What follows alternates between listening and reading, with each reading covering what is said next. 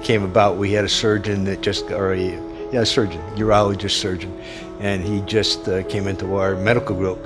And so he's the one that did the biopsy and discovered I had cancer cells. And so he and I were talking. He could have done the surgery, but I asked him the question, well, who would you have do the surgery?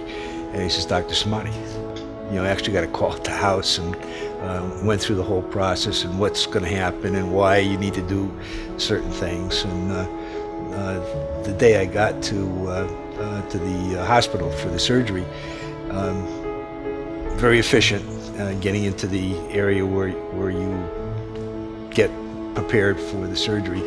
But then we got into like a holding area where everybody goes, and we were visited by Dr. Samadi. We were visited by the anesthesiologist, and they went through the whole thing, but very, very, very efficient, very, very factual, very, very cautious in preparing for all this. So that's where I first met them, and then I went into the operating room. I walked in, which surprised me.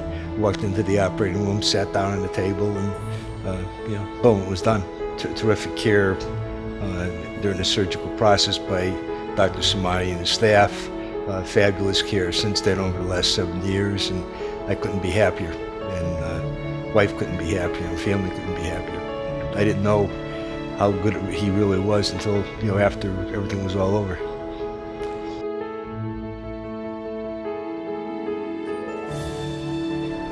Oh, probably 3 years ago, I discovered that my cousin had prostate cancer, and he died.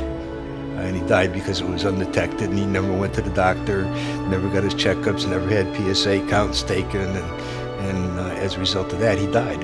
And my second cousin, he a little old, about 10 years older than me, he also had cancer, prostate cancer. I didn't know it. And so this is something in the family that we've obviously told our children that they need to attend to. So I lost two cousins as the prostate cancer because it went undetected, or when it was detected, it was too late. It's a mind-jarring experience to find that out. It's easy to talk about it, but when it happens, it's very, very strange, strangulating. It hurts when you hear that story or hear that news. From my perspective, it was very important to me to know who, what, where, when, why. Let me have the facts and give me alternatives that I could go ahead and explore if I chose not to do the surgery. And let me understand what the ramifications are of those. And you have to search those out, and then you make your decision. You have to search out the options, because there is no one size fits all. But I'm happy for me that I had the prostate taken out. And I have no doubt in my mind there's no cancer, anywhere sitting waiting for, something to occur. Get your PSA done, although it's not all that specific. Get it done, so at least there's a baseline that you can track from.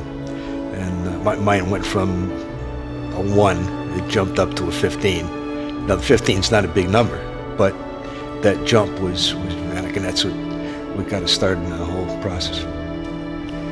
It's been a 7-year journey, and things really, really look good. And there's definitely life after prostate cancer, to say the least.